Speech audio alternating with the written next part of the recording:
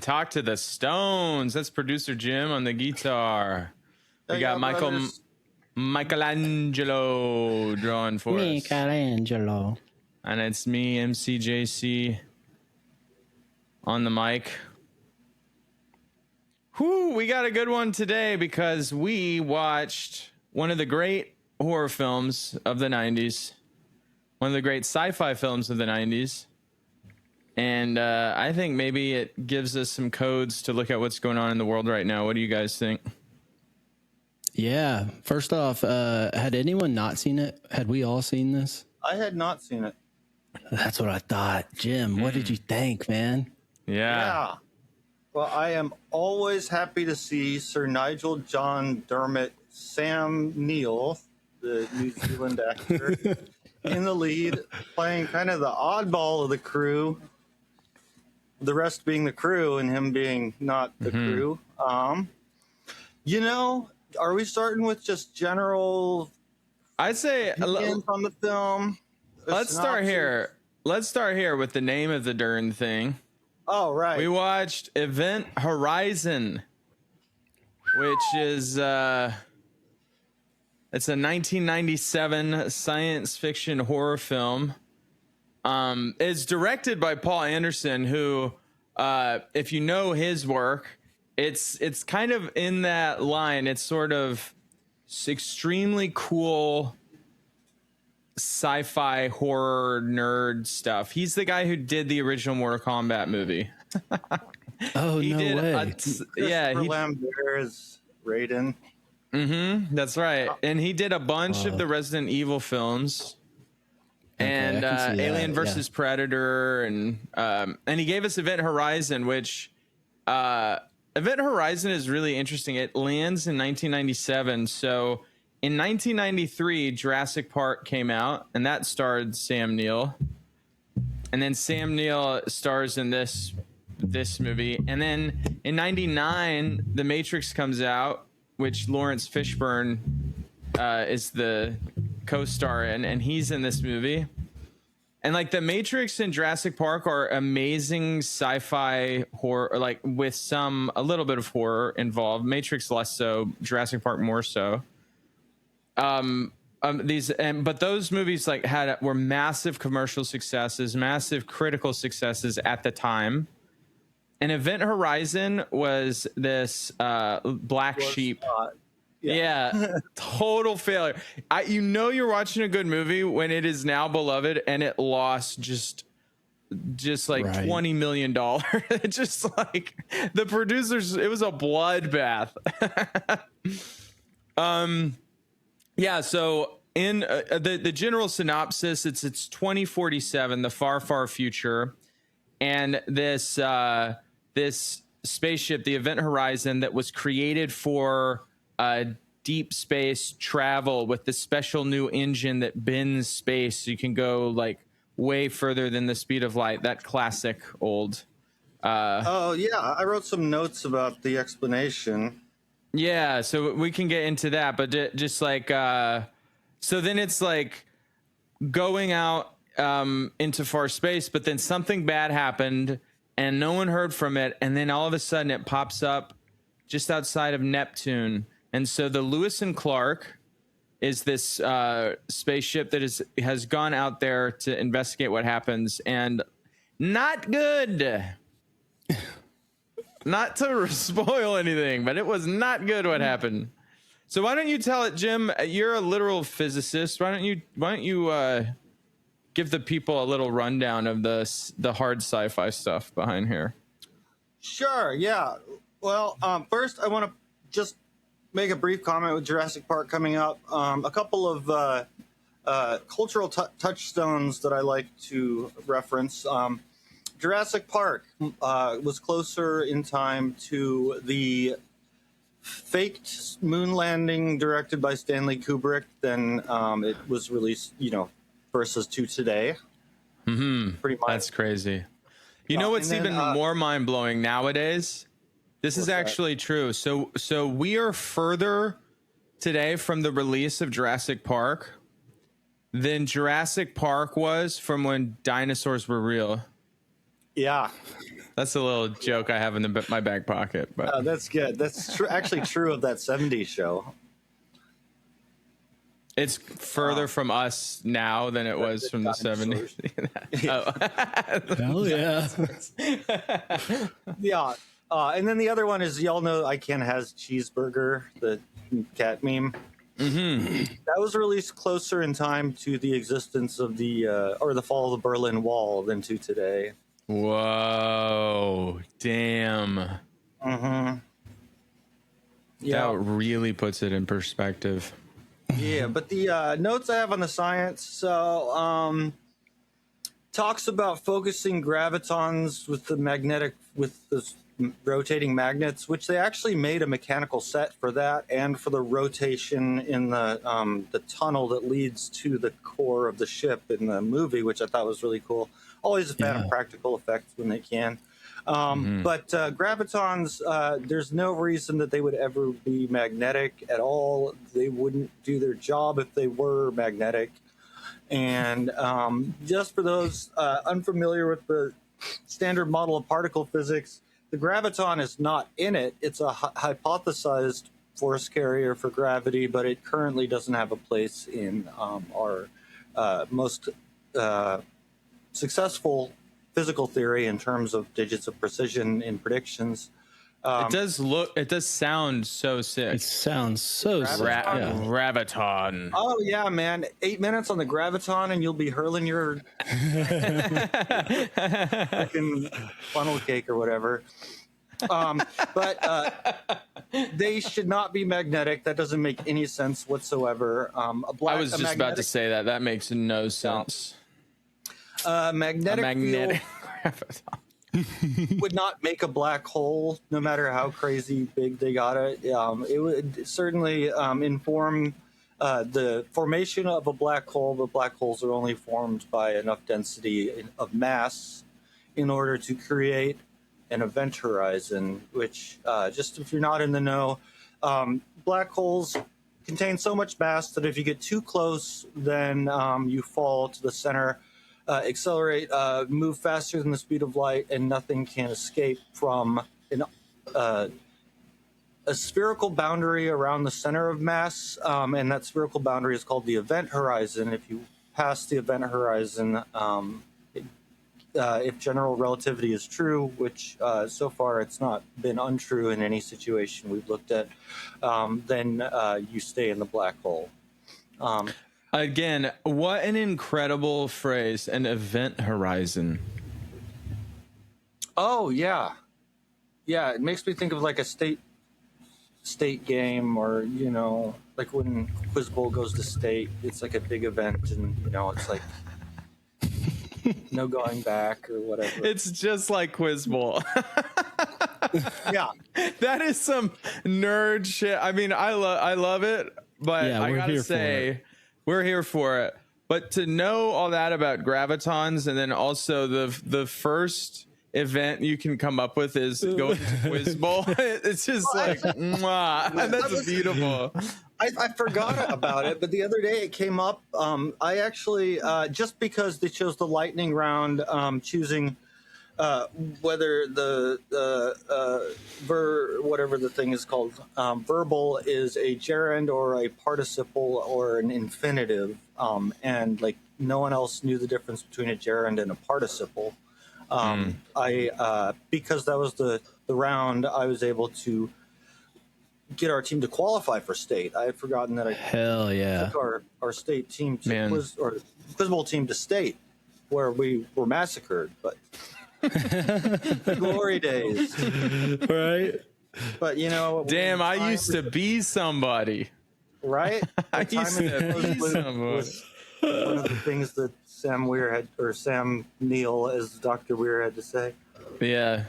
That image where he demonstrated that this black hole could create a portal, that he took a piece of paper and he asked, like, what's the shortest distance between 2 points? And someone said I mean, the correct answer, although what is a straight line does depend on topology of a straight line. And he said, no, Sure. the closest distance is 0 and folded the paper on itself, which I will say Got he his desecrated ass. someone's pinup art. And that's like a Right?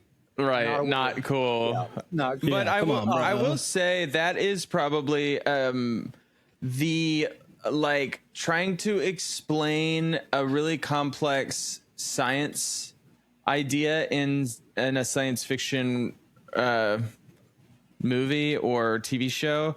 That sequence where you make like two dots on a piece of paper and then you fold it to describe like a wormhole to go faster than the speed of light. That has probably been depicted about maybe 2,000 times or something. Sure. It's crazy Yeah, how often apparently, I've seen that. Yeah. Christopher Nolan's usage in Interstellar was an homage to Event Horizon. Oh, Yeah, cool. see, I was wondering if that was the first instance of doing that. I have to ask Because it works really well, you know? I mean, it makes sense that it would be in a lot of other movies.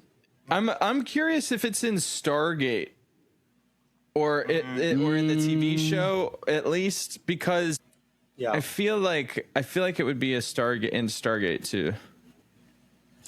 I don't remember it in the closest movie. distance between feudal capitalism and feudal Egypt.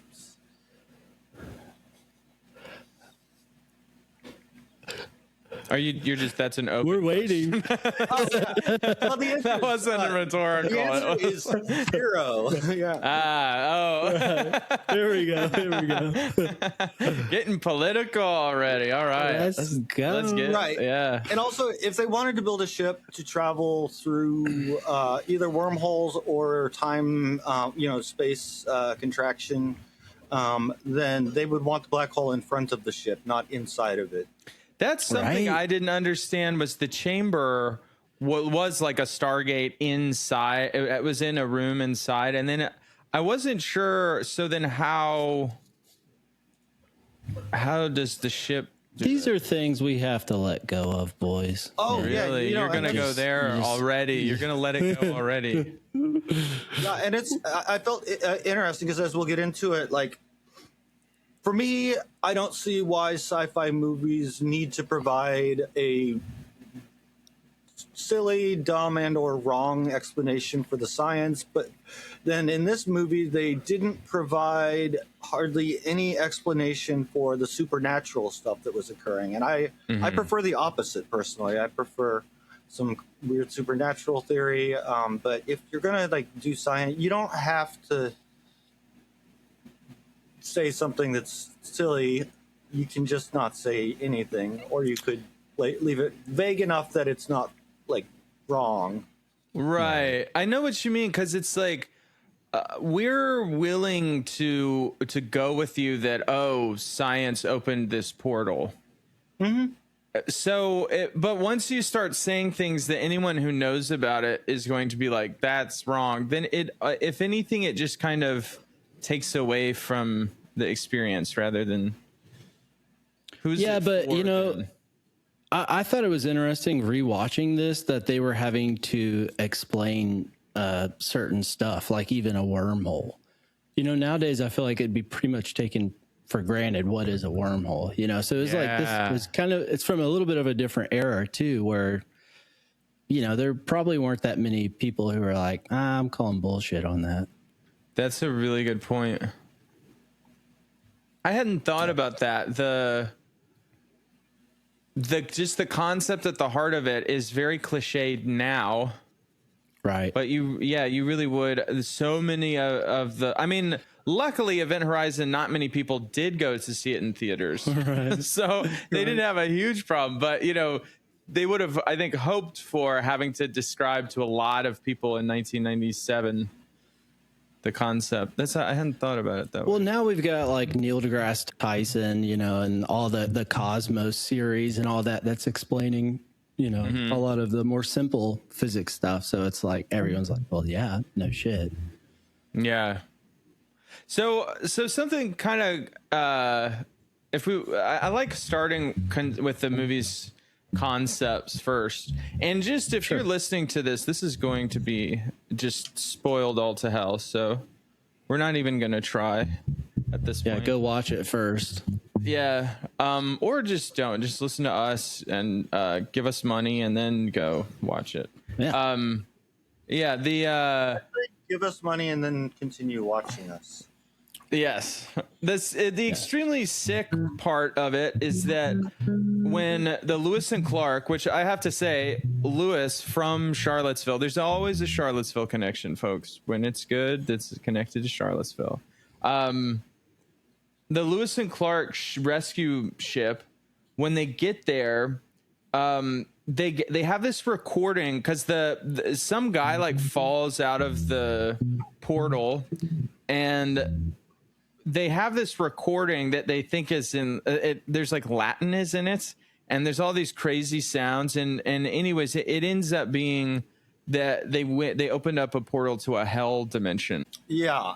Yes, and just in case, maybe you did say it, but just to be crystal clear, they got a distress beacon from this research ship that went to near Neptune to test out this black hole-driven portal device. Not sure where the other end of the wormhole was going to be. It vanished for 7 years, and then they got a distress beacon, so the rescue ship went to investigate. I feel pretty deeply certain you didn't listen to my intro now. I feel hurt. I feel hurt. Oh. And I feel unappreciated. No, that's true. I mean, it can't be emphasized enough. And then, so they ended up going to this hell dimension, and what starts happening on the ship is that people start having visions that are really disturbing. Like this one woman sees her son in extraordinary physical pain, and the scientist played by Sam Neill, Dr. Weir, who created the ship. He sees his wife with her eyes ripped out. That'll come into play later on. So in a lot of ways, it's a lot like Solaris, Andrei Tarkovsky's Solaris, only there's kind of a different dimension. So in that movie, the spaceship, they go to see this planet named Solaris, and the planet kind of has people encounter their fantasies. Like in that, the main character's dead wife comes back to life, and it like interacts with him. Or so it seems. And it's really similar. Those two concepts, it's like you go far, far away to this other gas giant planet. And interestingly, Neptune in astrology is about illusion and visions and dreams and spiritual insight and things like that. But I find it this really interesting thing in human imagination about you go to this faraway space travel place, and then inner content starts coming out and being made real around you, like either deep fears in this case or like deep fantasies. I get the dream logic of that, but yeah, I wonder what you guys think. I mean, personally, I love it as far as like a motif goes. Or a method of like introducing the audience into a world where you have to be willing to accept a lot.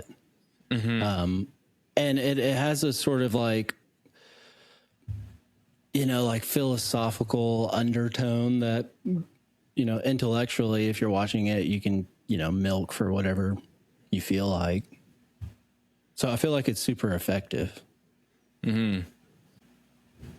Yeah, I do think, and there's like a lot of stories of kind of travel and pilgrimage and going on soul search, sort of, soul searching, but in travel to some place that is not familiar in order to learn about yourself. There's something Sure. there as well.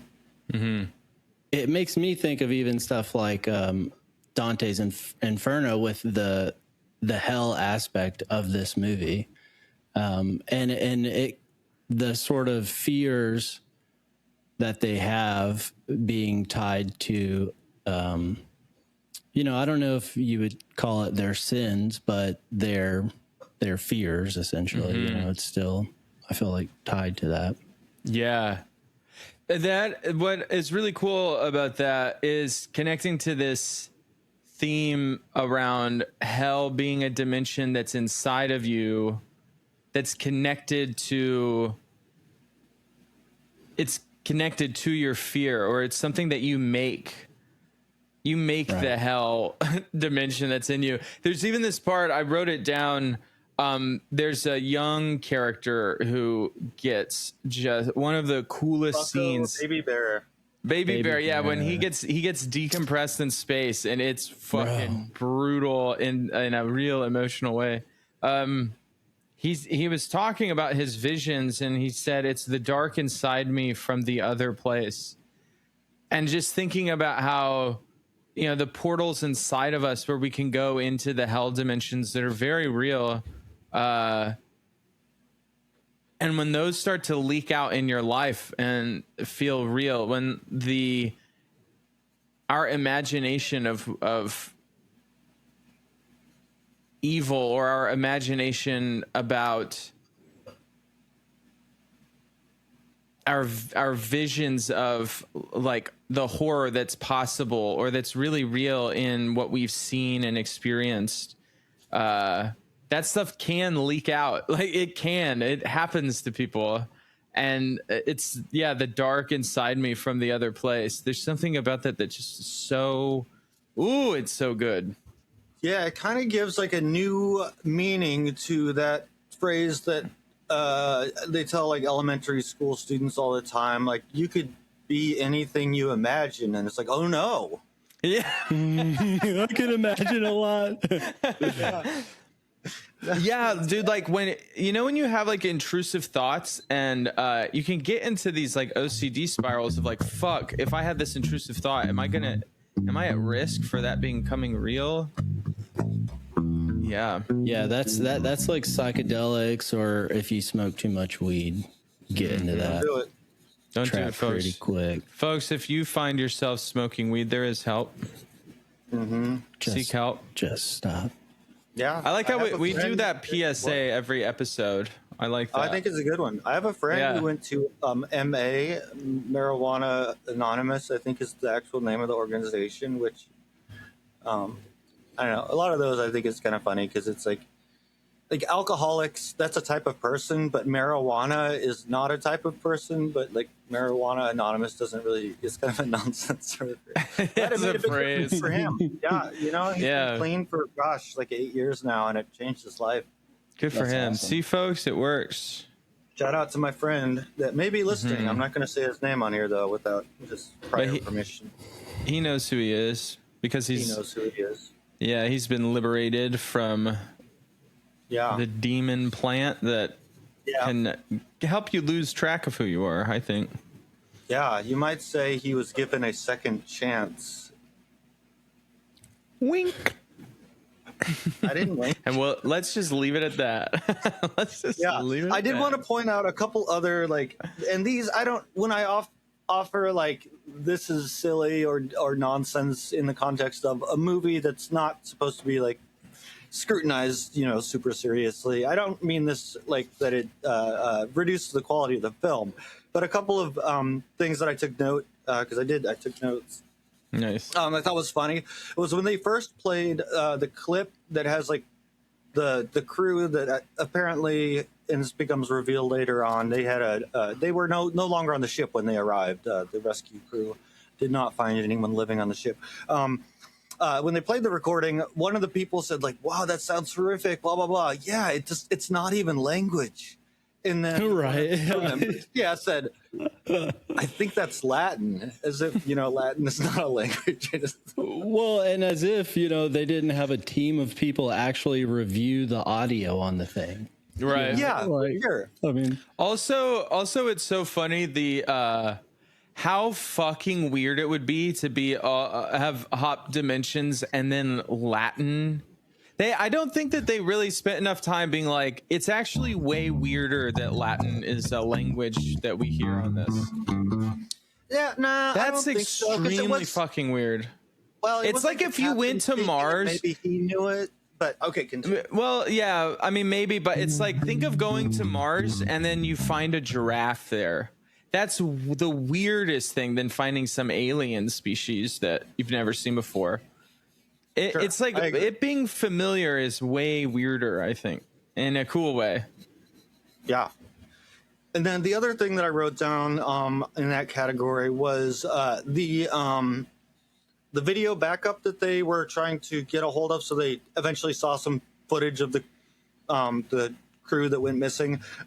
It was on a CD, and this ship was launched it disappeared in 2040. I forget what year they said the mission started, but I just thought the idea of having video backup on a physical CD in 2040 was funny.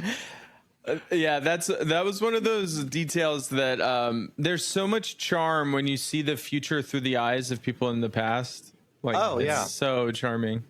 I want to share a tidbit. Y'all probably saw this in your research, but really famously in the hell dimension, they shot a lot of footage for that, and you see flashes of it throughout the film. Like, people Right. kind of hallucinate these flashes of the hell world where it's kind of this orgy of violence and gore. But there is it a was lot of very, like- footage that was shot that did not make it into the film, including they hired a real porn star to they had like little people and porn stars and stuff doing this like more elaborate hell world thing. There's like it goes by a name. It's like anyways, it's really interesting that they kind of they ended up not Do you know using that it. exists somewhere that like It does. full real? That would be wild. I love It those does. You cutscenes. can I watch honestly it. thought, like, stylistically, cinematically, those non sequitur flashes of horrific imagery were like the most effective element for me personally. Yeah, well, Yeah. I mean, I thought they had the exact right balance of showing that stuff, because Me it's so too. easy to like overdo that to where it becomes distracting, where like, jack me off type of thing. I agree. But they had Being, like, the perfect, not a plot element whatsoever and just imagery. I agree. They really. Yeah. So, okay, that's right. It's called The Bloody Orgy, and you can look it up. I wouldn't just search Bloody Orgy. I would also add in Event Horizon or something.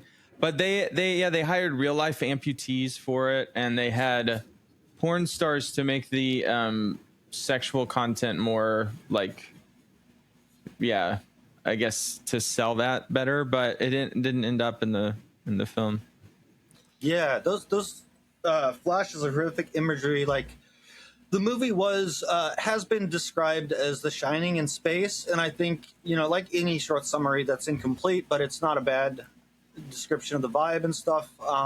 But I thought the flashes were very evocative of imagery from Hellraiser, as far as like right? Yeah. being extra dimensional, being violent, being sexual, but not having a coherent mythology presented. Sort of, it gave a sense that there was a mythology there, but or a spiritual realm there, without like even bothering to present. And like that's part of what makes it effective, is that it's unfamiliar and it is unexplained. I think you're onto something with the Hellraiser connection, especially the effects and a lot of the production design. At near the end, when Dr. Weir has totally become an agent of the hell sure. world, and he has these he's all sliced up, and over each time you see him, the slicing gets like a little more precise and like symmetrical, and he almost starts to become, it looks like a shamanic design or something. And it has such Pinhead vibes to the look, just the look of it. That reminded me of a couple things in Scary Movie 3 when who is it, Charlie Sheen or one of those guys that's like an absolute monster off camera. But Yeah. there's a scene where he's talking to this female police officer, and every time it cuts back to her, her hat grows a little bit bigger until she's like at the end struggling to get into the car. So just every time he showed up. But I took a piss next to Doug Bradley, the actor who portrayed Pinhead in all but the most recent Pinhead movies or Hellraiser movies in March of last year, somewhere around April of May, I don't know, last year. Washed his hands, absolute gentleman. You washed his hands? No, he washes his hands after pissing. At least he does when other people are watching. You know. Right. He knew. Do you guys always wash? Hell I always no. at least rinse. What? Really? What did you say, Michael? I do not. Yeah. The only time I do is if like I'm in a store and it says please wash and I feel guilty. You can take the boy out of Arkansas, but you can't take the Arkansas out of the boy. Yeah, and even sometimes whenever it says that, I'm like, oh, they're talking about employees. You know? Yeah, totally. Not for me. I always wash before mass, and then I never wash ever if I'm just touching my penis. Right. Yeah. My penis is not very dirty. It's like very clean compared to the other parts of my body. Depends the last time I took a shower for me personally. That's true. Or like had sex or. Yeah. I guess actually it can be a pretty dirty. It can be pretty. Depending how you use it, you know. Right. No, I'm kidding. I've never had sex, but We're still working on that. yeah, Help is available. don't do it. Yeah, help us not do it, folks. It's not cool.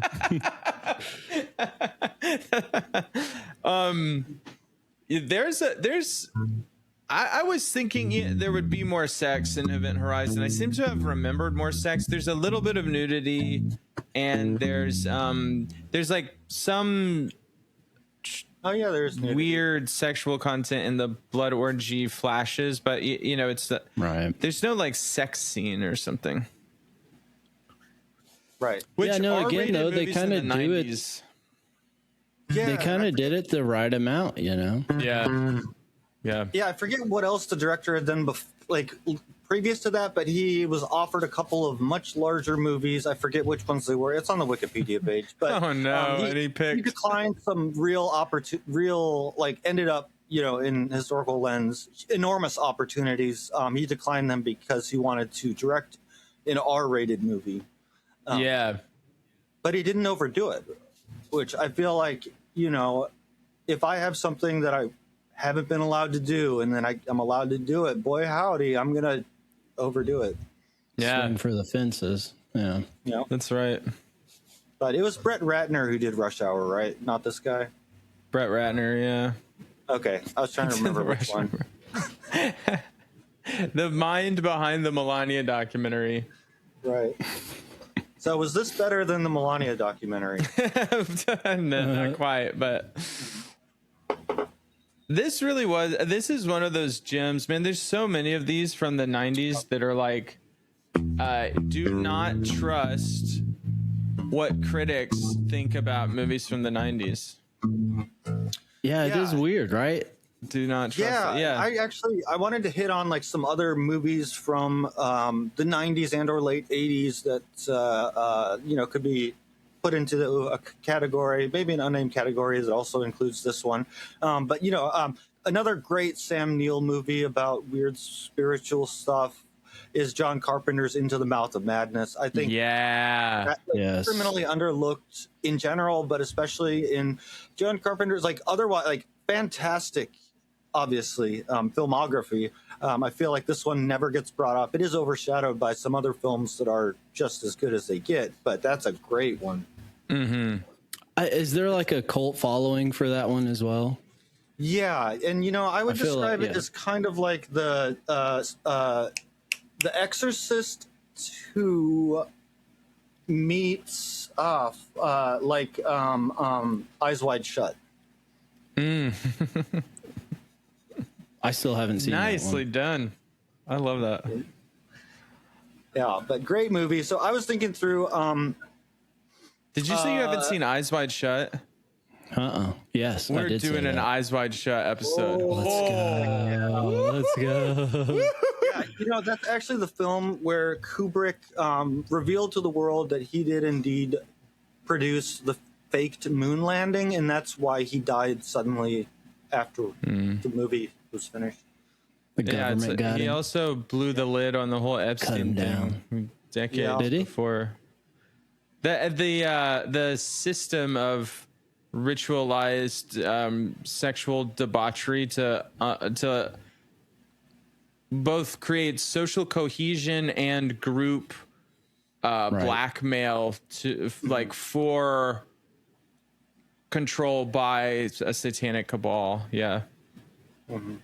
Yeah. I found myself the little other ditty. Yeah, that's a that part, that now undeniable part of reality. I think it was last week that I ended up listening to an interview with early young Mel Gibson, and he wasn't outright saying anything, but he was definitely hinting at some of the stuff that's come out since. You know, A problematic fave, that Mel Gibson.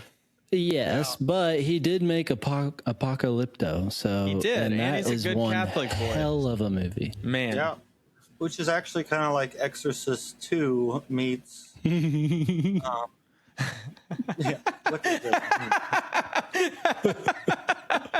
Well, it does. I mean, that's gonna. I love that. That's like a great frame for a joke. Is just saying any movie it's Exorcist 2 meets. Yeah, but yeah, I think he's Like, Jim, you don't like that, do you? like Central South American looking temple. Pazuzu, I think, was the name of the demon in that one. Right. Yeah. So hold on. I got. Can I name my shame? Sorry, Michael. You can do your thing first. Well, I just am thinking the second, isn't it the second exorcism where they go to like Africa and they uncover some temple? Yes. Yes, that was the Exorcist 2. Yeah. Yeah. Is that what's the name of that? I think it's just called The Exorcist 2. Oh shit. Maybe Okay, like- my bad. I was thinking, I was confused, and maybe that was Eyes Wide Shut. Oh, But, no. They're similar. Yeah. Yeah, it was just, Eyes Wide the Shut heretic. is like The Exorcist 2 meets. What, Eyes Wide Shut? Yeah, I was just trying to do another one, but I. So can I name my shame? Can I out my shame? I just scrolled through the Wikipedia real quick, and he literally Anderson literally named Solaris as a. Yeah, he did. And so I feel silly being like, it's a lot like Solaris. Yeah, he would probably say thank you. Yeah, it would be like, you're right. It is Solaris. It's easily in my top 10 favorite films, maybe top 5 favorite films of all time. I like Stalker even better, but I love Solaris. Yeah. I think it's like a personal thing. Which Andrei Tarkovsky film is your favorite? I feel like says. It's like they're all perfect films, and then it's like which like archetype are you or something? Yeah, that is one of my first date questions. Yeah. If you get an Andrei Rublev, you gotta marry her. Well, I was gonna say no. If you get is it Mirror? That's the one where you run away, right? Yeah, Mirror. She's got some problems. Yeah. Yeah. But in this general genre, I would place. I sent it to the friends, my my friends here. So I'll share it with my friends that are listeners. Leviathan, 1989 film. It is, if Event Horizon was The Shining in space, Leviathan is Alien at the bottom of the ocean.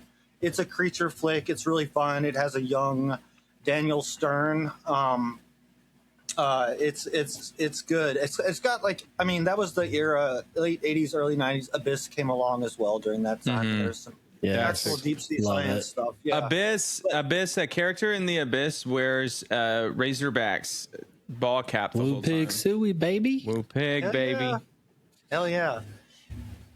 So yeah, another, and that made me think of other B horror movies from the '80s that Daniel Stern appeared in, and that made me think about Chud, of course, which I think, it's become a kind of pejorative term for people in the far right, from leftists, but also from other right people on the right, and I think that that's one of the least effective insults because the cannibalistic humanoid underground dwellers are badass. Yeah.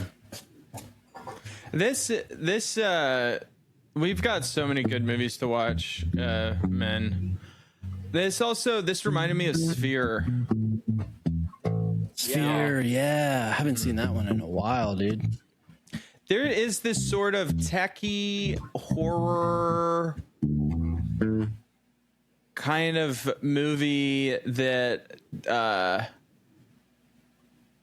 it exists still today, but late 80s through the 90s, they were just hitting it out of the park. They were nailing the vibe, and they were also the look of these films. I was so blown away. Event Horizon looks like just perfect. It has such a great coherent aesthetic behind all of the production design, and then the special effects are so tasteful that they're limited and they're like right on the money. Dude, the first scene, whenever we actually see the ship and it zooms in through the window, so sick. And it makes me like kind of pissed that you don't see that more today, because they've done it so well. They've shown that you can do it. It's got to be cheaper, right? Right. I mean, hiring the CGI people, I can't imagine that shit's cheap. Just build a set. Yeah, Right. for sure. Build the Yeah, I think miniatures. about, that late 90s, it's kind of like the late 70s in music, where I think in terms of pushing recording to tape to its limit, I mean, like in terms of history, it is the late 70s, and then some stuff in the early 80s, like The Wall is, in my mind, the last best album recorded vinyl, and then people started recording with ADAT and early digital technologies, for better or for worse. And like the 90s was peak miniatures. Right. We associate it with stuff like Star Wars from the 70s and things, but they've really got it to actually look good and convincing. And great. We got to say too, though, that like sort of alien aesthetic is pretty rad just in and of itself. It is. The dingy, highly detailed space setting with it has sort of a military edge to the way things look, but it's informed by actual shuttle design and interiors. Right. It's really fucking good. I love the like caution white and black stripe stuff painted on things, and there's almost like this quilted walls will have like they'll be like quilted soft in places, and then there's of course there's like wiring and switches, and nothing is made to look it's not consumer facing, it's like technical facing. It's so good. This is a little bit of a side tidbit here, but I watched Mission to Mars last night, just to keep it in theme with aliens and space travel and stuff. And they had a close up of a glove of this spacesuit, and it had the like sort of Kevlar fabric in it, and it like sat there for a second for you to appreciate it. And I think it's pretty cool, like with these space movies or sci-fi in general, random little bitty things can be like really fascinating and fun to look at as well at the same time. Something that for some reason that sparked in me too, the design of the ship. Is it called a brig? The like What's the place where they command it from? Yeah, the bridge. the bridge, that design was such a good. It was such a good use of. I love the lighting that's behind fans, so that in the background you get these flickers in the background, and then there's a lot of grates. There's like people are walking on graded structures, and it's so cool. He's got the captain has the like motorized swivel chair. Yeah, that's. I couldn't help but laugh at the chair occasionally. Yeah, a little bit evocative of Hellraiser 2 with Dr. Chenard and his. Oh yeah, that's right.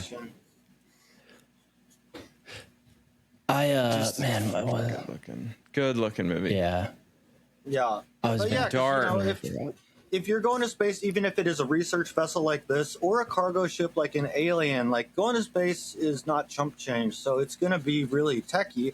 It's going to look more like the inside of a submarine than it's going to look like a passenger jet. And right, a lot of people point to Alien as the first like well-distributed movie where the ship did look like rough around the edges in the sense that you could see the wiring and the construction, because that is what you would actually need on a ship, and it wasn't clean. Yeah, it feels lived in and real. Like people, they're actually humans there smoking cigarettes and like. Yeah, I thought it was doing funny their thing. that one guy was smoking cigs in the in the space. I mean, I'm trying to imagine, because you could have like a carbon filter and then like collects the shit, but then you have to clean those. But yeah, it's not. I feel like that would be one thing where they would just say, if you're on a pressurized spaceship, just here's some nicotine pouches. Take yours in. Mm-hmm. Yeah, right. If you're struggling with nicotine, get help, folks. I mean, I feel like though, as far as like the space travel style, all that sort of stuff goes, it's got to be Space Odyssey as being like the pinnacle, right? They even have the gravity producing, whatever thing by the spinning of it. Which, Jim, I was curious. I had always assumed that was I don't know, a thing. But is it? Have you? There aren't any that have ever been made, even theoretically, right? Like they haven't done tests. I don't know what you would call. Yeah, like the what people call it, angular momentum or whatever. Yeah, angular gravity. So this actually is a little callback of the equivalence principle. Right, for sure. Yeah, but I'm just saying, it's like I don't think there's ever been one, even a model of it that's been. No one's ever like actually tested it. Yeah, I don't know about whether anyone's actually constructed one or not. I mean, theoretically, it totally makes sense because, sure, if you spin a basketball, the water shoots off the top. But if you're standing on the inside of the basketball, you're thrown to the exterior of it, and it would feel just, according to the equivalence principle of force analysis, would find no difference between centrifugal force provided by the surface of the balloon keeping you from flying away, or the presence of a gravitational field pointing in that same direction.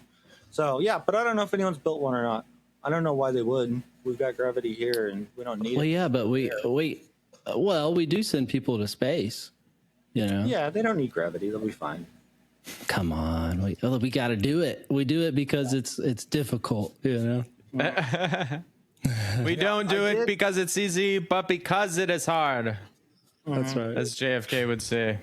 Yeah, ask not if it is too hard. I don't know. But actually, in celebration of the Artemis mission, I watched with a friend of mine the Homer Goes to Space episode of The Simpsons. Hell yeah. Yeah, and there were a couple of... I forgot the two guests on that episode. Do either of you remember the guests? No. No. So one was James Taylor. Whoa. Musician James Taylor. He sings a song to the astronauts, and while they're going through a crisis, it's comical. I forgot this was the episode where Kent Brockman says, I, for one, welcome our insect overlords. That's a great moment, yeah. Yeah, but the other guest star was Buzz Aldrin. And there is a great gag where he's when he's introduced to Homer and Barney, who are at that time competing to see which of them will go to space. Spoiler alert, Barney drinks some non-alcoholic champagne and then immediately relapses because he was sober for the thing.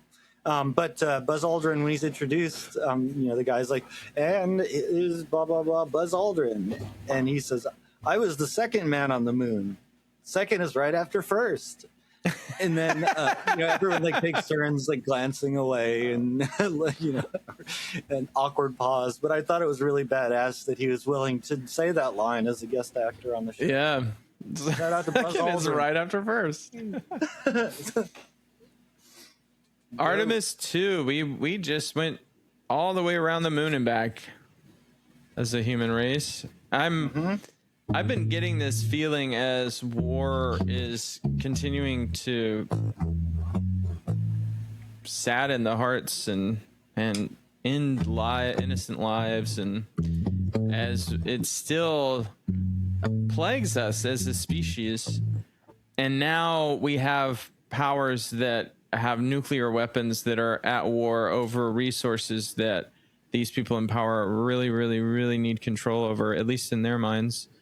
I'm really feeling into the aliens among us, and I wonder if we're ready to talk about the aliens, or if we have more at an Event Horizon that we want to get to right now. There's one little tidbit that I try and share as much as possible, and I may have mentioned it to y'all. Have either of you seen Agora? Mm-mm. Agora? No. It's the one I think about Hypatia, and it has this really, really sick, what is it called? A zoom out, where it's Christians fighting with polytheists or whatever, and they're in some ancient Roman or Greek city, and it's zooming out as people are like fighting and murdering each other, and it keeps zooming out and keeps zooming out, but the whole while you keep hearing the battle that's happening, and it zooms all the way out to space, and it's showing Earth just there in the solar system, and you still hear the constant battle that's taking place. It was like one of the most effective one of the most effective I'd zoom out things. I don't know if you guys got a better term for that, but it's like haunting, and it's something I think about all the time. And Jonathan, you just speaking to that made me think of like, oh yeah, that shit it's so terrifying. Mm-hmm. The constant battle that's constantly just going on all the while we're just like spinning around on little blue dots. Yeah. I think that it's really exciting to live at a time where we have so much evidence and more undeniable evidence of the presence of a technologically advanced civilization, whether they're from calling them aliens is I think a myth frame that we had for a while to make sense of what we were looking at and dealing with. I think they could just as easily be humans. They could be a breakaway civilization that at some point decided being hidden from us is better. It could be some other thing. But it's both really exciting, but then I'm also noticing I will dip my toe into UFO and paranormal subreddits and different discussion spaces. And it's really interesting the way that I see people resist looking at it, or just acknowledging what they are looking at and what would be the implications of that. Often it's through a lot of humor and a lot of pointing at stuff and acting as if it's obviously not real or something, and then not having a compelling reason why it wouldn't be real. But this sort of like real forceful assumption. Yeah, I don't know. That has me worried for that. I don't know if it's worried, but like I guess I sense that they don't feel safe or something, and so I imagine that they're trying to feel safe.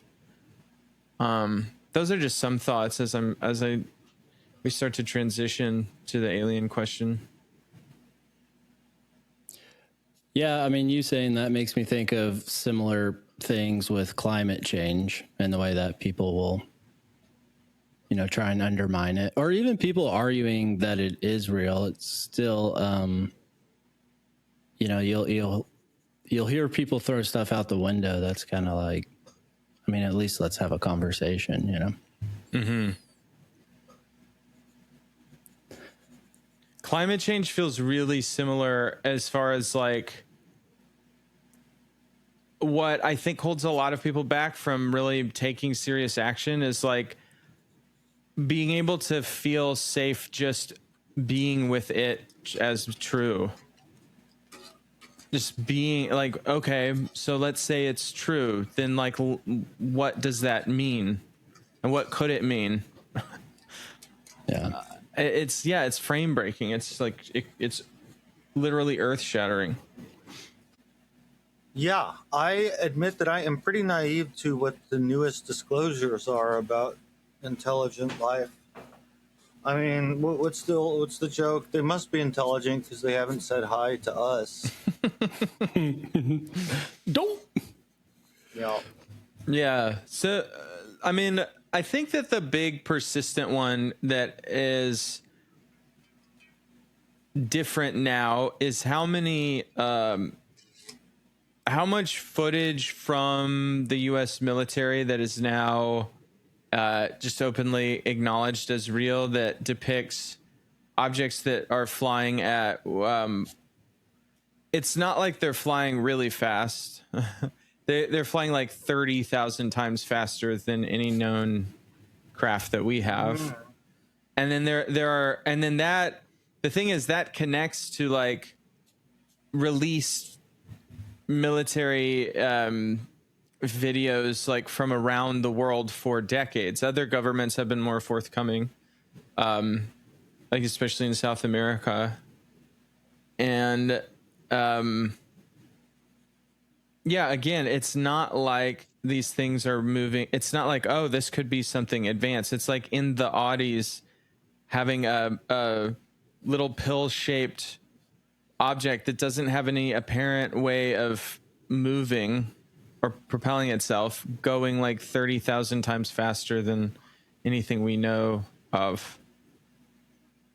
And then it starts to connect to, okay, all of these people around the world, the hundreds of thousands, if not millions of people who have become public talking about them seeing it and then interacting with entities, humanoid entities. It's like, okay,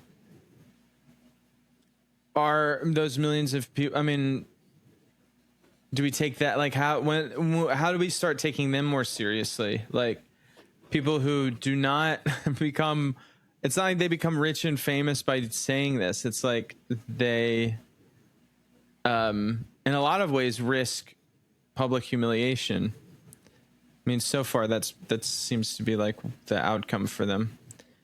And then also like people going to Congress and under oath talking about seeing spacecraft and seeing like alien life forms. So anyways, those are some things that we could start integrating. Like how do we feel in our bodies as we start talking about now, or like, what do we think? I mean, this is probably why I'm not a scientist, but I have to say the thing that gets me halfway believing UFO stories is the individual people who are telling them.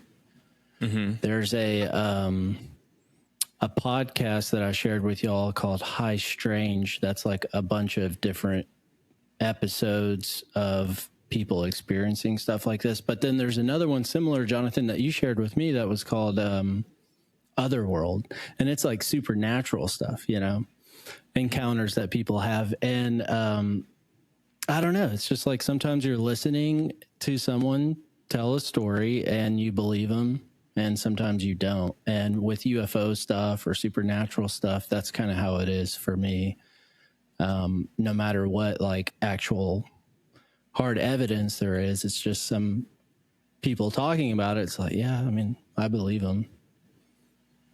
You know, I think that's a really interesting element of it, that you can kind of feel into an experiencer, and you can just kind of know, like, I don't know what any of it means, but I know that they're telling the truth about what they experienced.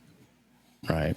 Sure. And that's on important. Event Horizon, there were multiple characters who were like asserting that they were not having hallucinations. The Captain Lawrence Fishburne's character was like, there were some scenes when he's talking to himself while experiencing, saying it's just in your head, it's just in your head. This kind of like debate with themselves whether it's a hallucination or something real. And but yeah, which is not to say that everyone who has a story like this, I don't mean to imply that whatsoever, but yeah, people have these stories where they are absolutely convincing that they had this experience. Mm-hmm. Right. Yeah. And just to go back real quick, sorry, about the Event Horizon, that's another thing that movie does so well, which is plays with this idea of like, are you actually experiencing this stuff, or are you just freaking out? Because, and maybe it's because it's overdone now. It's in a lot of stuff, like especially a lot of like horror now that's centered around a female character. For whatever reason, it often happens to be the case that it's like, are they just crazy? I don't know, and it kind of, it makes it to where it's been done so much now that it's like, it's kind of hard to do, but man, that Event Horizon did it right. That's really true. There's the battle within yourself to just come to terms with what you're experiencing and sorting it as like, is this something I would call real, whatever that is, or is this something I would call a hallucination? That alone can be such a difficult place to finally resolve and be willing to say, okay, this is real. This actually is happening. This is happening. It's so psychedelic. It is such a psychedelic thing for an individual to overcome. And then it's going to require, I think, to meet the aliens, it's going to just require all of us to be able to point and say, we're already meeting the aliens. It's all this, that is what is already happening, and coming to terms with that. And then we can ask them for help with climate change. And then I sometimes think about that. Has anyone ever tried to just ask them for help? Yeah, well, in guys, come on. Man, that was kind of the selling point that the guy who ended up playing Jaws later on brought to the Earth people, was he would solve famine and crop failure and all this stuff with superior agriculture. Mm-hmm. Classic Twilight Zone episode, y'all. Yeah. Well, that starts to be scary. That's like, are we making a deal with the devil? Yeah. People are not, well, we don't know their metabolic needs. Maybe we would be good food for them. Because contrary to, like, my intuition was that for a long time, what is the one thing that we know of that is 100% made of everything the human body needs in the correct proportions? Oh, come on, man. But it turns out, like, the parts that you can eat and the parts that, like, are not digested or whatever, like, it doesn't really, you can't just eat a person a year and we've all thought about it. We've all made plans to do it, but it's just not that easy. Yeah, it's one of those two birds kind of ideas. But yeah, what's the other bird? Yeah.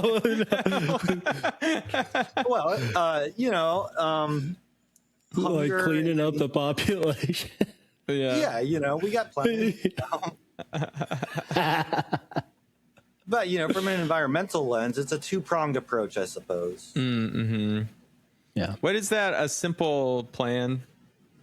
What is that A simple essay? plan. That's what it's Yeah. What was their song?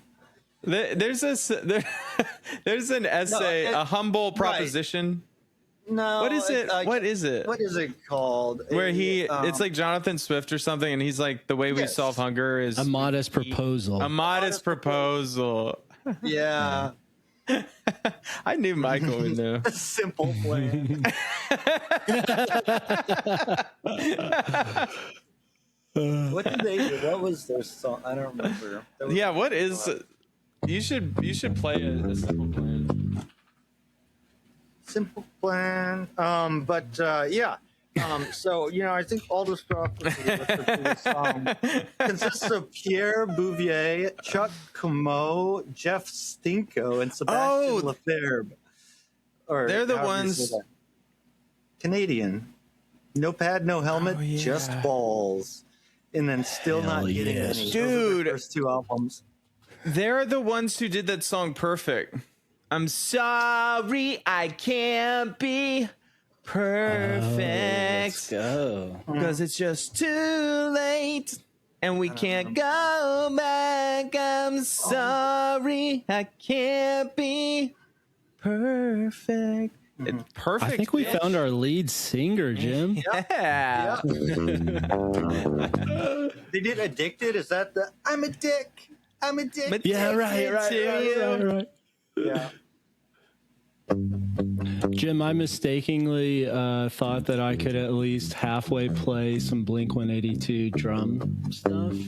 And I gave that up just instead to listen to Blink-182, which was still pretty sick. Simple Plan did do Addicted. yeah. I'm sorry. I wasn't paying attention, then I interrupted. I feel shame. Oh no. Yeah. They did a cover of Cheap Trick's sorry, Surrender. Michael. That's a great tune. Yeah, they also did that Welcome to My Life. Welcome to my life, and I'm just a kid and Oh my life God. is a nightmare. Who is it? Who is that? Simple Plan. Simple Plan. Wow. I'm just a kid and my life is a nightmare. Man, some of those older ones, man, once you hear it, it's just like you're right back. You know? That's yeah. Yeah. For their debut album, the band was aiming for a pure pop punk record. I mean, They nailed it. yeah, like I feel like whatever you call French Canadians, that is like a pop punk kind of. A people as a people. Yeah. Pop punk is as a cultural entity or like source, as a black hole to a hell dimension that it is, it is the source of a lot of songs that will just light up my heart. But we also have to acknowledge that just the phrase pop punk, you can tell that is a satanic magical word, Right. That to do that to punk music is so evil. Sure. Oh yeah, 100%. Yeah, I am a member of Punk Rock Conservatives on Facebook, and it's Oh, yeah. amazing situation. That's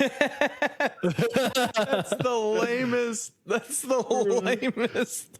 And people like they range from like having point of views that what's punk is like not giving a fuck what anyone else thinks and just being yourself. And for me, I happen to be a Reaganite or whatever. Or now it's not mainstream to have like a traditional nuclear family and be a Christian, and because that's not the mainstream, it is now therefore punk. That's punk, which is fine. Yeah. But yeah, it is. God bless them. God bless them. God bless them. Yeah.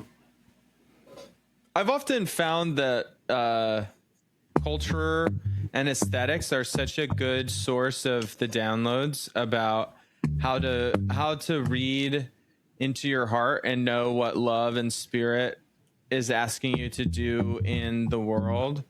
But the problem is that people can so easily learn the wrong lessons. It's like that discussion on Gen X where there's like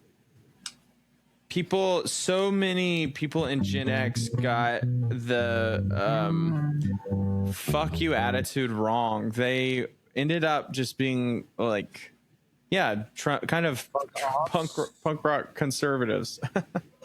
Yeah, sure. Fuck offs. Just like, yeah, fuck you. Like rebellion in just this, like, fuck you. When Rage Against the Machine said, fuck you, I won't do what you tell me, that is such a powerful breakdown, but it's like you can take the wrong message from it. They weren't saying, don't tell me to clean my room, fuck you. That's not what they were saying. It's about resisting the police state and like, right. Well, yeah, standing up for that. If you were to clean your room, you would. There used to be a website where you could. It had like way before AI. It was a Jordan Peterson chat website where you just type in and he would say whatever you want. Nice. But yeah. But have y'all seen Tom Morello's like Fender issue version of his like iconic guitar? You can buy it for $2,000, and which, I mean, what does they say? It used to be Rage Against the Machine, and now it is the Machine or something. But I want to read the disclaimer straight from Fender's website about the sickle and hammer on the guitar. It's very hell okay. Yeah, dude. Oh wait, you can get it for $1,800. My bad. But like how? Well, you know, at 2,000, about $2,000, if you want to buy anything nice these days, right? But I mean, how antithetical is Fender selling a copy of the guitar for that much money? How antithetical is that? Because he like built it from parts, or a friend built it for him. I forget which, and it was like a DIY guitar, and it was kind of badass that he played like, you know, relatively. Well, I mean, it wasn't a piece of shit, but it was like cobbled together as like a DIY sort of thing, and that was very consistent. And now you can just buy a copy. Okay, the disclaimer: the artwork. What kind of voice should I do? Y'all choose. I mean, it's got to be as corporate as you possibly can. Yeah, do like you're doing like an internal video for employee morale or something. Yeah, oh, okay. Yeah. The artwork of this product includes a hammer and sickle symbol that may be restricted or banned in certain jurisdictions. By purchasing this product, you represent and warrant that you will review the applicable laws in all jurisdictions where you intend to market or sell the product, and that you will not advertise, sell, or distribute or ship the product into any jurisdiction where the symbol is prohibited by law, regulation, or policy. You agree to indemnify, defend, and hold harmless Fender Musical Instruments Corporation and its affiliated companies from and against any and all liabilities, claims, penalties, losses, or expenses, including legal fees, arising out of or related to your breach of this warranty or of your advertisement, sale, or distribution of this product in violation of local laws, regulations, and policies. I mean, first off, you crushed it, man.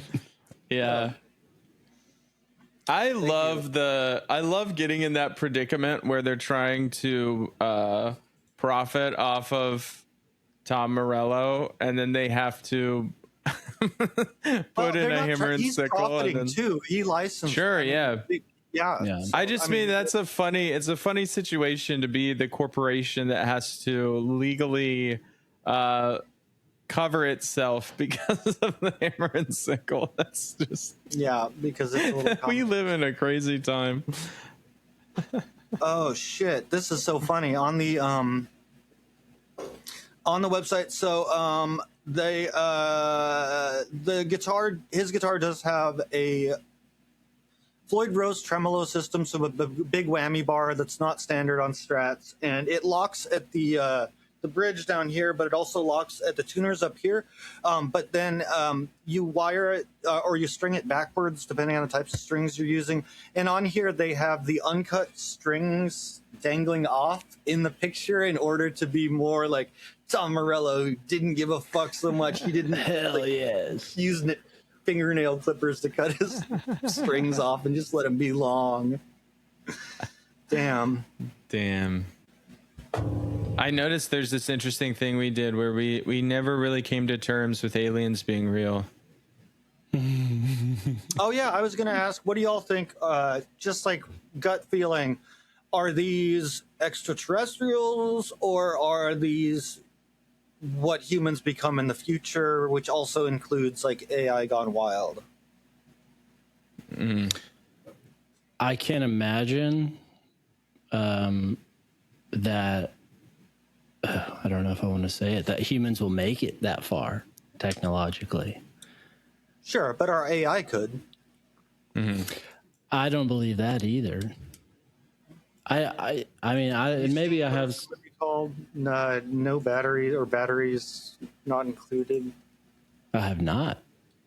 I think that's the name of it. Yeah, it's a movie where from 1987 where appliances go mad and start killing people. That's pretty sick that your toaster would then become a assassin or something. Oh wait, no, that's a different movie. This is a sci-fi movie. I forget what that was called, but it was good. Anyways, I have a theory. Let's go. It's kind of ties into Graham Hancock's ideas about there being an ancient technologically advanced civilization that at the end of the like the climate cataclysm, the last big one at the end of the ice age, dude, where they experienced rapid water rise in a very short amount of time. It's like a climate catastrophe that like really puts into perspective what we have to look at. And likely from a comet hitting a glacier that unleashed an amount of water where like we're talking like inches and like there was all of this land that like they call it like Sunda land that is between kind of where Indonesia is now and like between Asia and Australia. All of that was like plains that and that was where humans, when we left Africa, we followed that water down in direct, like we went straight into Australia.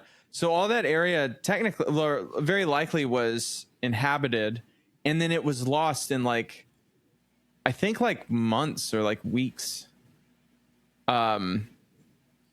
So Graham Hancock's idea is that there's evidence that was a culture that then is what went around to seed these oddly and striking similarities between cultures in South America and Egypt and Asia and Europe later.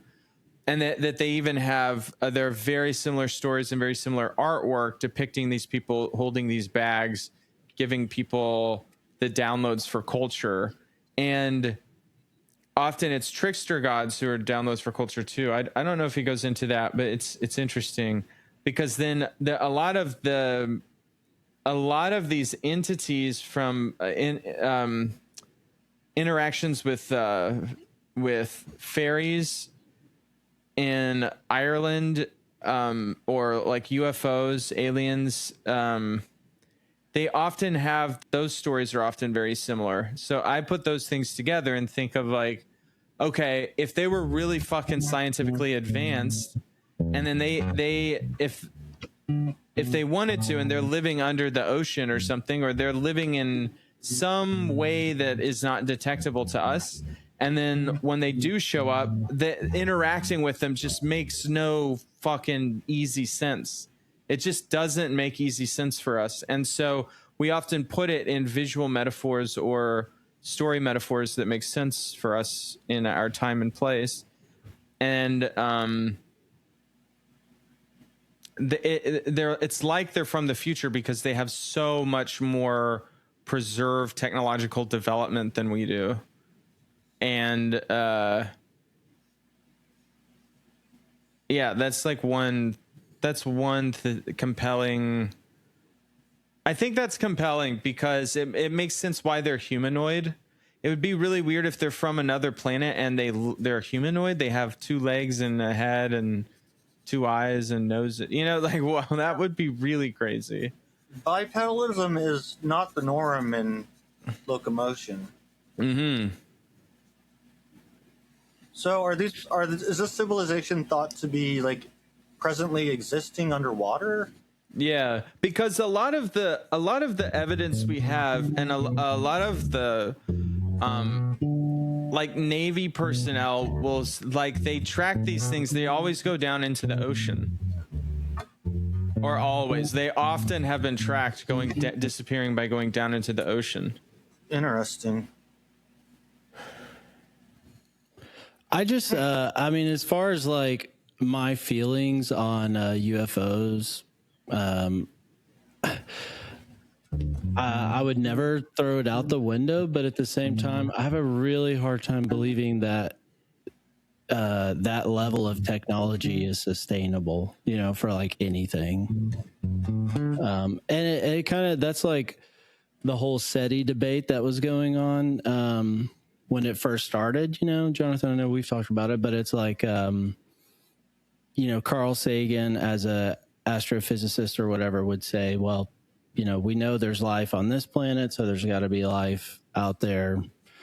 Who knows how much of it is there is? It could be all over the place. But then you got like the biologist Ernst Myers, I believe, he was saying the opposite of like, well, the one highly intelligent species that we know of is humans, and there's a legitimate chance that they're gonna, you know, essentially make technologies that will destroy them.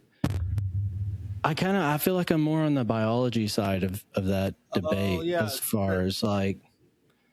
Yeah, for every like life form that develops technology approaching the ability to visit other planets, even within their own solar system, like their technology will allow them to self-destruct and. Right. Yeah, I see.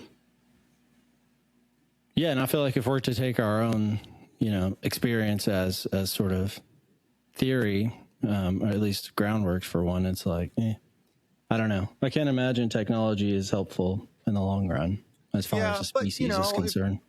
If you get to the point where you can start putting together a Dyson sphere, and then you've got enough of the rare earth, you know, the rare earth metals, enough there have been enough supernova in your like local universe to collect the metals you need to make enough batteries. Like, it's not that wild to just go. Yeah, no, I just feel like the whole technology thing, whether it's in this conversation or others, it all rests on the sort of theory that like, well, there's going to be some technology that actually will be the answer, you know? And I don't know. I just don't buy that. Yeah, you know, I do think that reminds me of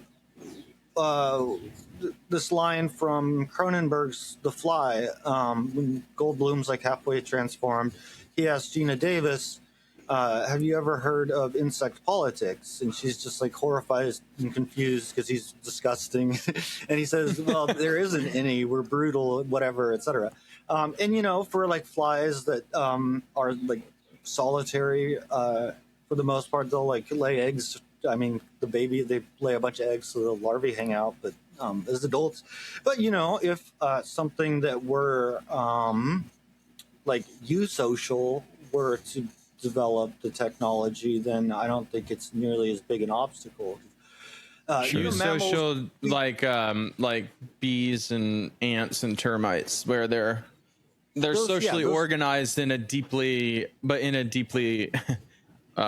routine way, like in a inborn way, the way they structure everything. Yeah, to borrow a phrase from The Fly, in a molecular genetic level. You know, whereas primates, altruism is largely thought to be more in like the frontal cortex, and a lot more cerebral rather than like instinctual and built into the actual way that the species enhances its fitness. I don't think that's true. I think what you just said is true, that it's believed to be. I don't mean that's not true. I mean more like my experience is that it's so deeply embodied, and also my experience of looking out at the world. Humans are never not social, ever, never once. Oh, yeah. I mean, sickos, twisted psychos. But even them, they live in a social context. They're like totally socially created and Joker-fied. Joker is a meme like it's literally like a social construct that is only makes sense in context of being a social creature. And I felt it in my body. Like you can feel social fields, and you can, all of our instincts are built entirely towards love and connection and protecting and feeding each other. And I think not just each other. Like any culture that begins to have any level of stability ends up producing vegetarians and stuff. Yeah, no, I see. Like it's insane. Yeah. Yeah, no, so. I'm not arguing against that at all. Yeah, what was I gonna say? Even the Joker said we live in a society, but I mean, like, we don't have. We don't have social systems where everyone has biologically infertile and exists to serve the like those that are fertile. It's not like that level of biologically required. They're literally the best wingmen ever. Well, the drones, ants, the ones that don't have wings. No, only the reproductive ants have wings. That's a good one. The alates. Yeah, they live a good life, huh? The alates. Yeah, they get fed and then they fly and die. Well, that's their life. Yeah, better than being the queen. Yeah, the queen is a bit of a lot of pressure on her, Mm-hmm. Yeah, but she doesn't get to do a lot. She lives a long ass time. Leafcutter ant queens can live like 20 years. Wow. But they just kind of pump out babies. Yeah, millions of babies. You can have leafer ant colonies with like 20 million inhabitants there. It's hard enough raising 2 kids, I tell you. Yeah. I was just thinking about Ants, the movie. Yeah, I love Ants. Another awesome movie. Yeah, honestly. Yeah, although starring Woody Allen, that's problematic now. He's in the files, folks. A little problematic these days. Yeah. Yeah. Isn't that a fable? Watch the B movie. But I think Jerry Seinfeld, I don't know if he's in the files, but he definitely had a high school girlfriend. He might as well be. Allegedly.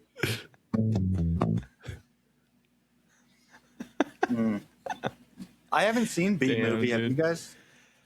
Fuck no. A B movie is such just bullshit, like trying to be let's do Ants again, but not understanding what made any of that good. Right. Well, but no, because Ants like took place within the ant colony, and it was a drama among the ants. But in B movie, doesn't he fall in love with a human and vice versa? Isn't that like the thing? Oh, I have no idea. Oh, is that right? I'm just a hater. Yeah, and he's not. Wait, so B movie is about a bee and a human falling in love? I believe so. That is how would they consummate that? Well, you can love someone without. That's true. That's really true. Last episode, yeah. A celibate kind of love. They say that Joseph and Mary had that relationship. Mm-hmm. And they have it. They call that a Josephite. Is it a Josephite marriage? Is that what it's called? Yeah, I don't know. Yeah, it's called a Josephite marriage, where it's chaste, where a man and a woman get married, but they don't have sex. They're both celibate. but they were married. Like they have their husband and wife in a very meaningful way.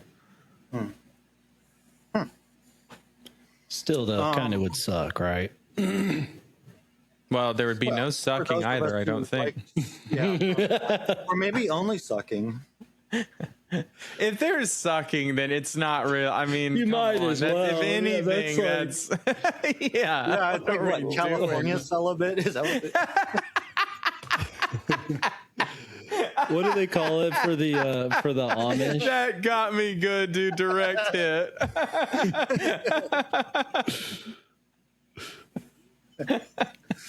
Man, I know some people like that. They're like, "Oh yeah, I'm sober," and then meanwhile, like, never once have I had any coherent, like remotely coherent conversation with them. Yeah, they up their ass. But yeah, so B movie is about they have a celibate relationship, but they do fall in Barry love. B. Benson, an anthropomorphic honeybee who tries to sue the human race. Fucking rest, Barry B. Benson. Yeah, give it a rest. Sue the human race for exploiting bees after learning from his new florist friend, played by Renee Zellweger, that humans sell and consume honey. He's an idealistic honeybee graduate who can talk to humans.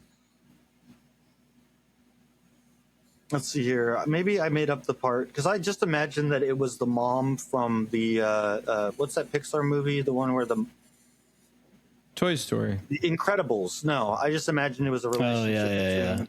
Where she starts fucking a bee. My superpower is I can fuck a bee. Some people can, fly, but maybe they don't even have a romantic relationship. Close friendship, bordering on attraction, and spend time together. Bordering on it. That means they do, for sure. How emotionally complex is B movie? Right. I mean, I'm just thinking about Jerry Seinfeld, like talking about his high school girlfriends and being like, no. A close friendship, bordering on attraction. I can't believe it, or it's bordering on attraction. Yeah. Oh, man.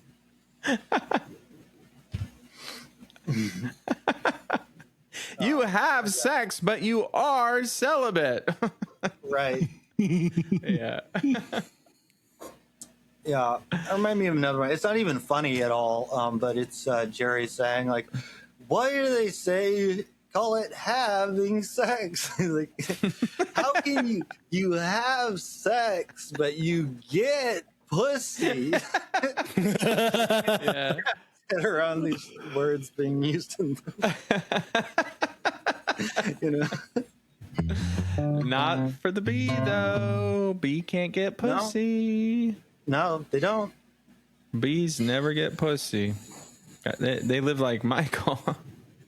Sorry, I don't know why I said that. Yeah. It's cool, man. I'm sorry. I feel terrible. Yeah, but no, I have not seen the B movie. Yeah. I've been a little busy for that. Busy as a bee. Jim, I feel for some reason like there's this hanging desire in me to get you to wholeheartly believe in the aliens.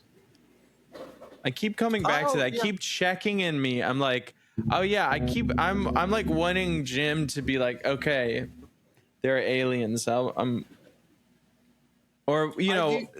Whatever they are. Maybe they're not aliens. Sorry. Yeah, I do just need to read more of the stuff and see more of the footage. And like, I'm so agnostic about everything in general. Like, you're probably not going to get a satisfying, full-throated, like, oh yeah, for sure. But I definitely think more like why the hell not? Satisfying, full-throated. That's some bee talk right there.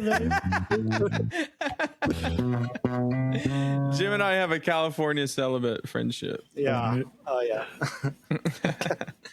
Jim, I feel similar though. It's like I don't know what would ever, except for my own experience of seeing something that would like convince me, and even that, I might question it. But it's not like I disbelieve it either. You know? No. I'm just, I don't know. Especially like whenever recently the U.S. military comes out and they're like, oh, yeah, here's all these documents and videos of aliens, or at least UFOs, whatever. UAPs, is that what the new thing is? Yeah, that's what they call them now. It's just the fact that it comes from the U.S. military. I'm like, yeah. And then it's also, they're not. The thing about that, though, they're late to the party. Right. As far as being a government that admits this is going on. Yeah. Again, with the personal stories that people tell, that's where I'm like, shit, okay. I mean, I believe this person. Yeah, I do want to see the footage real bad. See some the footage is crazy, and some of the fucking cell phone footage is really crazy these days. But it's really interesting. There's like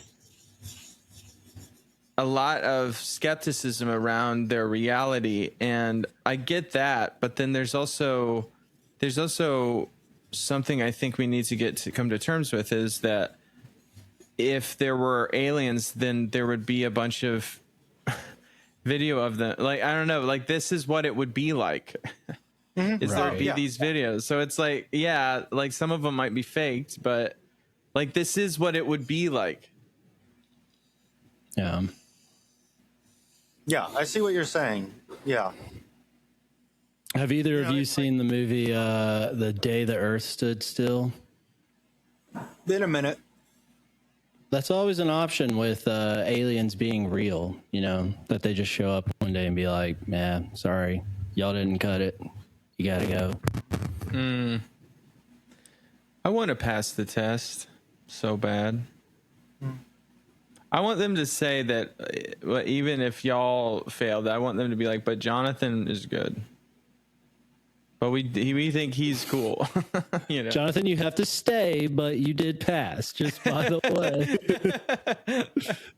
And then I could have a friendship with one of them that borders on attraction.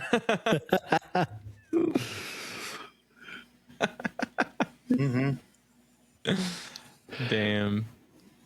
Yeah. Now I'm just wondering, because like if there is some extraterrestrial society from, like, obviously light years away because they're not in our solar system, they come and show up. I feel like they probably would have reached their version of the singularity. So it might be more like, did you guys read the comic or watch the movie Virus?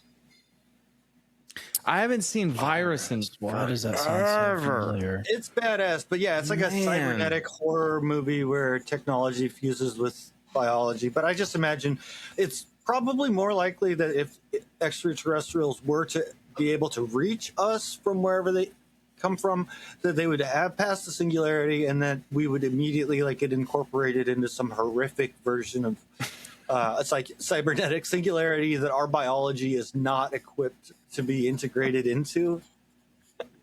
You're such a positive person. Don't you think they would have a mind singularity, like an internet mind singularity by the time they got here? My sense is that if they're from a distant place, the amount of good they would have to have in their hearts to get here, I trust that it would be. Oh yeah, be all right. Yeah, I'm not saying that they would be malicious. I'm just saying they would have had that singularity, and then we would come into contact with it and probably get mutated into horrific, painful pain to cyborgs.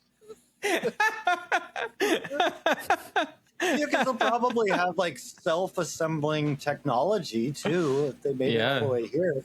you know, and we accidentally get too close to their version of the internet, and it like triggers our brains to like reconfigure ourselves on the molecular genetic level.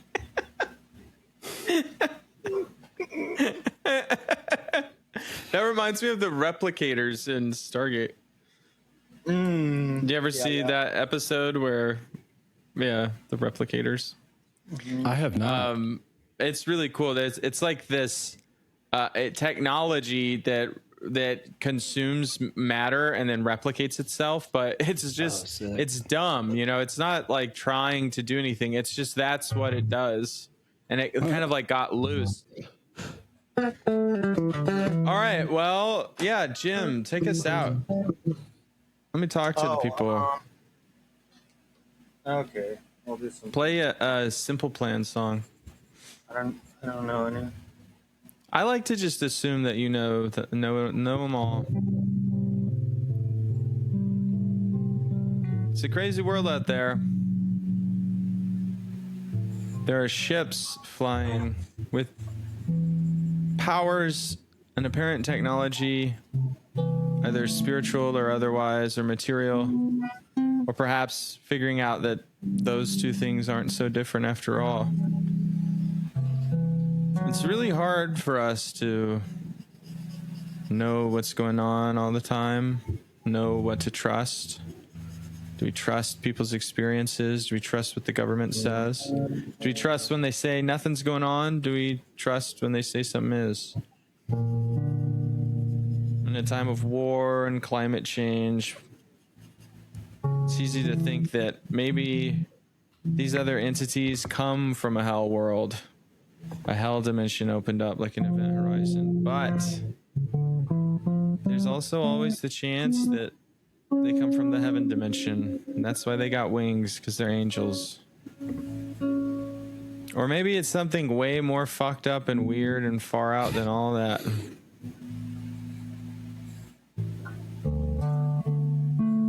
But that's why you come talk to the stones, because every once in a while you need to listen to a prophet. Just remember, the prophet speaks in all of us. That's producer Jim on the guitar.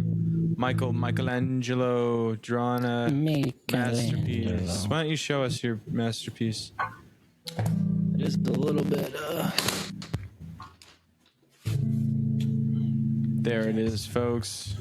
Beautiful. Beautiful. I'm MC JC. This is Prophet Station Radio signing off.